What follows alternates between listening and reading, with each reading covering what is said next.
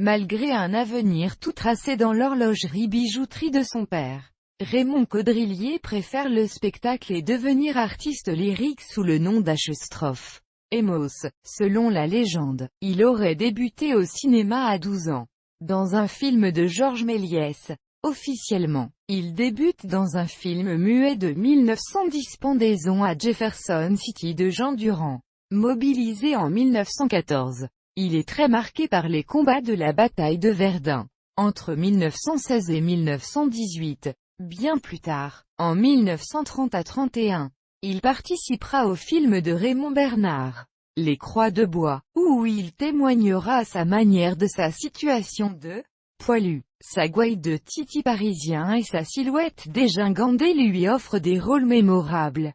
La ficelle, dans Chéri Bibi de Léon Matteau avec Pierre Freinet. Carvitel, dans Le Quai des Brumes de Marcel Carné. Marche toujours, dans La Route enchantée, d'Is de Der, dans Titin des Martigues. Cupidon, le clochard aux côtés de Rému dans Monsieur la Souris. Raymond le Raccourci, dans Le Mort ne reçoit plus de Jantaride et bien sûr, Tintin, dans La Belle Équipe de Julien Duvivier avec Jean Gabin et Charles Vanel. Les circonstances exactes de sa mort ne sont pas connues avec précision.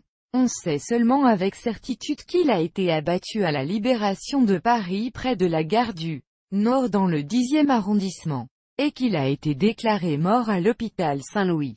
Selon Bertrand Matteau et la presse de l'époque, Raymond Emos était avec 3 autres personnes à bord d'une Citroën traction avant des FFI, lorsque le véhicule a été mitraillé par les Allemands, lors de l'insurrection de Paris, et a fini sa course devant le café Le Cadran du Nord à l'angle du boulevard Magenta et de la rue, qui mène à l'hôpital Lariboisière, rue Saint-Vincent-de-Paul. On ne sait pas exactement si leur voiture a été interceptée par un convoi militaire allemand ou s'il s'agit d'une riposte des militaires à une attaque délibérée de leur convoi par les occupants du véhicule FFI. Dans la confusion et la précipitation, les corps sont extraits du véhicule et transportés à la morgue de l'hôpital Saint-Louis sans que les familles en aient été informées. Ainsi pendant plus d'une semaine, l'épouse d'Emos sera laissée sans aucune nouvelle et devra lancer un appel à témoins dans la presse pour pouvoir enfin localiser et récupérer le corps de son mari.